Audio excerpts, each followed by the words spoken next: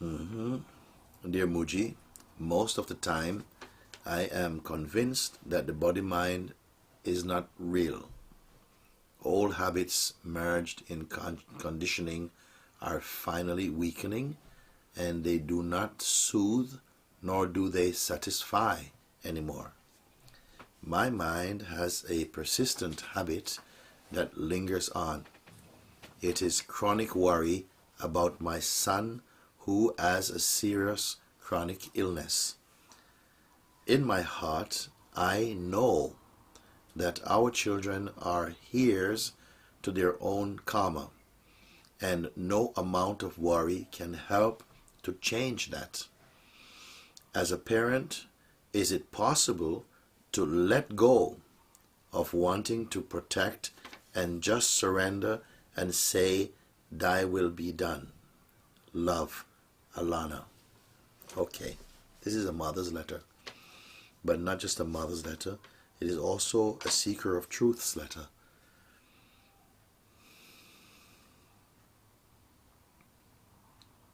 It is true that what is suffered by parents is deep attachment to their children and care for their well-being and so on.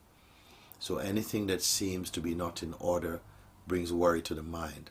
Is it meant to be so in our natural being? No, it is not meant to be so. Can you change your attitude? Because you ask as a parent, is it possible to let go of wanting to protect and just surrender and say that will be done? Some people practice this and they get somewhere with it. They find that somehow they're training their minds to kind of let go. Myself, I'm pointing to another way. And that way is, rather than trying to let go, more to find out who you truly are. Because if you find the truth of who you are, then automatically all these inconsistencies, all these fears, they will not have a way in which they can continue to live and to molest your life. You see, because when you realize yourself, you are in harmony, in synchronicity with the cosmic being, with God, if you like, or with consciousness and life force. If you're able to let go, as you've put it, or you feel that, yes, there is something that happens when I have this attitude of letting go, carry on. It is a slow way. It is slow way. Sometimes you think you've made beautiful progress, and then something happens, and then you see your heart and your mind goes into a kind of panic attack, because underlying all of this, maybe still that stubborn stain of identity hasn't really been touched. You see? So I encourage you to continue to look deeply into your own nature. You see? And how you're going to do this? You say, you can begin to look what makes one human being. You can look closely and secretly what makes this human being more important in fact than another human being.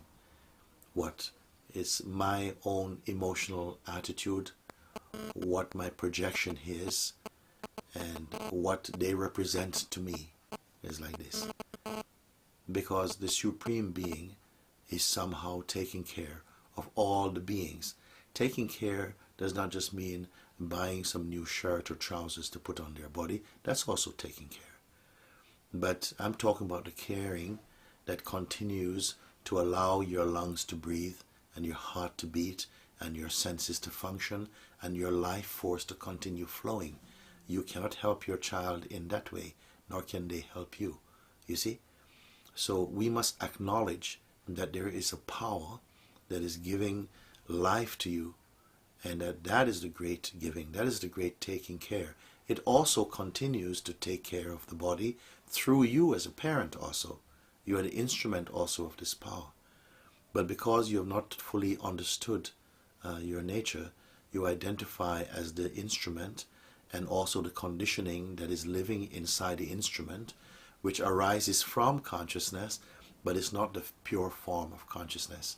And in life we have to say it is understandable, because this is so all-pervading, this degree of delusion that we wear when we limit ourselves to our parental role or our role as children or as whatever other belief we have. So I don't want to be hard about it, but really point the way out of the pain that you clearly suffer in being a mother, especially to someone who has an illness.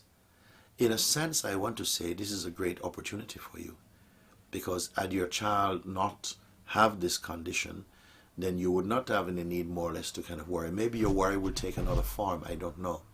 But through this very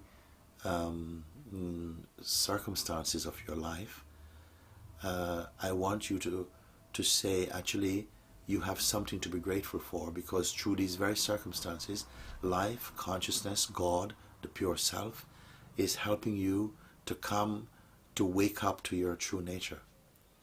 And it may be an awakening that will also help you to be more grateful for what you have, to see the gift and the beauty and the presence in what you have, like that. But surely your question, when you ask, as a parent, is it possible to let go? I said, yes, it's possible to go beyond, not just as a parent, but as a human being, with whatever situation and circumstances happen to you, but to see beyond the limited perspective of an identified person, because you are consciousness itself. And actually, no life belongs to you, including your own, because if it did, you can choose to keep it. And even this body and the life in it, you cannot keep by will, like that. So if one knows this, that is already leads to a state of an effortless surrendering or acceptance. And when you're in a state of acceptance, it makes way for contentment and for peace and for detachment. It doesn't remove love. You can completely be in love with your loved ones, of course, but still enjoy that space of detachment, meaning that you accept that the consequence of our physical expression as life, it is vulnerable and changeable, and one day this body will not be here. But you need to find out, are you this body? Because if you are not the body, then what happens to you when the body is no more? Will you still be there? And all these things you can find out through your own satsang. I just want to remind you what you've written again. You say, most of the time I am convinced that the body-mind is not real. But it will come a time that you are convinced that they're not real all the time, not most of the time. You say old habits merged in conditioning are finally weakening, and they do not soothe nor do they satisfy anymore. So you're moving beyond that very limited idea of self. You're coming into the great expanse of your own being. My mind, you say, as a persistent habit that lingers on. It is a chronic worry about my son who has a serious chronic illness. And there, after this, you've continued what I've been reading. In my heart, I know that our children are heirs to their own karma, and no amount of worry can help to change that. What you're saying here is that the life that belongs to you, that you must go through, you have to go through. But that doesn't mean that you have to suffer it. And so there are people who have experienced great illnesses, and the illnesses have been an opportunity for them to grow beyond the very limited idea that they are the body-mind. It's forced them to discover the eternal truth in themselves, that they are that undying being. So, Alana, I have shared with you what I feel in my heart in reading your letter, and I hope that this will not just only bring some peace to your mind, but also give you firm and clear directions of how to bring this momentary conviction, which you say that most of the time you are aware you're not the body-mind, to help you to be fully aware that you are not that, and to be fully aware of the beautiful and complete and timeless self that you truly are, and that your son and every other living being is in the core and the essence of themselves. So, thank you for this letter.